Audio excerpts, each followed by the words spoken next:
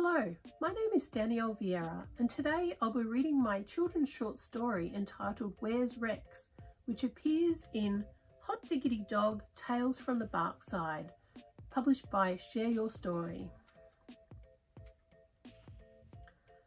Toby tapped on the can with a spoon. "Here boy," he called, scanning the backyard impatiently. He waited for the mass of shaggy black fur to run up and knock him over, but nothing happened. Grumbling under his breath, Toby checked around the bushes and behind the rubbish bins. Ducking low, he crawled under the house. Fat spiders wove thin webs in corners and skinks scuttled away. But there was no Rex. Maybe he was sleeping in his kennel. Toby drummed on the roof and shouted, "Come out, Rex! Don't you want your dinner?" Nearby crickets were startled into silence. Kneeling, Toby poked his head into the kennel. It was empty. Just as he was about to start searching for Rex again, something shiny caught his eye. He wriggled through the opening and edged over to Rex's frayed woolen blanket. Toby tossed aside the material and found a solid gold dog collar studded with red rubies. "Where on earth did that come from?" he muttered. Toby picked up the collar. It was heavier than he expected. He sat down and then held up the collar for a closer look. As he leaned backwards to catch some of the light streaming through the kennel opening, the wall behind him gave way. Toby and the collar disappeared into darkness, twisting and turning as they tumbled through the inky air. Seconds became minutes. Suddenly, Toby dropped through a trapdoor and landed with a thud on a patch of soft clover. He blinked in the bright sunlight as he swiveled his head this way and that to see where he was. It seemed to be a park. Behind him, an enormous statue of a dog towered into the sky, and Toby had just plopped out of the dog's bottom. "Ew," he grimaced. The collar had bounced a few meters away. As Toby scrambled to his feet and snatched up the collar, sinister snarls filled the air. He dashed to the statue and hid behind the hind legs. A German shepherd wearing a soldier's peak cap stalked across the grass with his nose in the air. "I'm sure I can smell a boy," he growled. Toby gasped. Did that dog just talk? The German shepherd's ears pricked up. His head whipped towards the statue.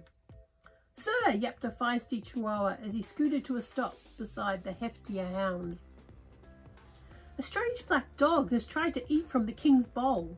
He claims to be King Rex, but he is not wearing the golden collar." "Where is he now?"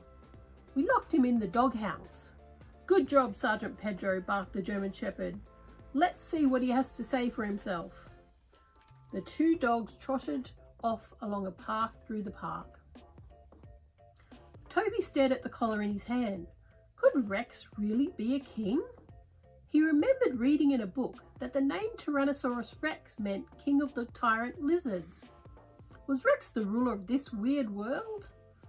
He had to find out.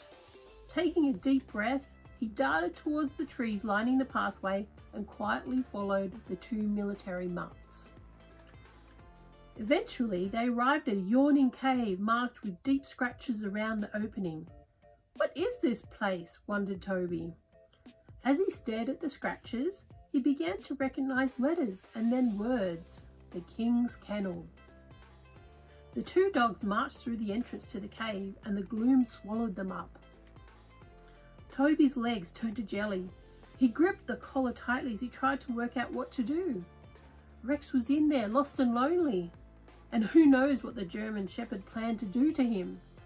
But the cave might be full of fierce animals ready to tear him into shreds. "Rex is my best friend in the whole world," Toby declared, stamping the ground to squash his wobbles. He shoved the collar into his back pocket. Then he crept over to the cave and slunk into the shadows. When his eyes had adjusted to the dim light, Toby saw a huge space with balls and chew toys and bones galore. There was a large bed topped with fluffy red blankets and a silver bowl filled to the brim with doggy treats. He quickly took cover behind a pile of old newspapers and peeped over the top. The German Shepherd strutted through the cave while pooches of all shapes and sizes silently watched him. He soon reached the back, where a small cage squatted in the dirt. Toby heard faint whimpering coming from the enclosure. Fear fizzled away in the flames of anger. "Rex!" he cried, and he jumped up from his secret spot. The German Shepherd bounded over to him. "I knew there was a boy in Houndland," he said, sniffing him all over. Toby stood as straight and tall and still as possible. The dog wagged his tail, pleased with Toby's courage. "Do you recognise this cunning canine?" he asked. Toby bolted over, bent down and peered through the bars. Big brown eyes stared back at him from beneath shaggy black fur. "Toby, you found me!" The sound of Rex's voice made Toby fall backwards. Shaking slightly, Toby looked up at the German Shepherd and replied, "Well, he doesn't usually talk to me, but yes, this is Rex. And this is his collar." When he pulled the circle of gold from his pocket and held it up, a roar of yelps and yowls filled the cave.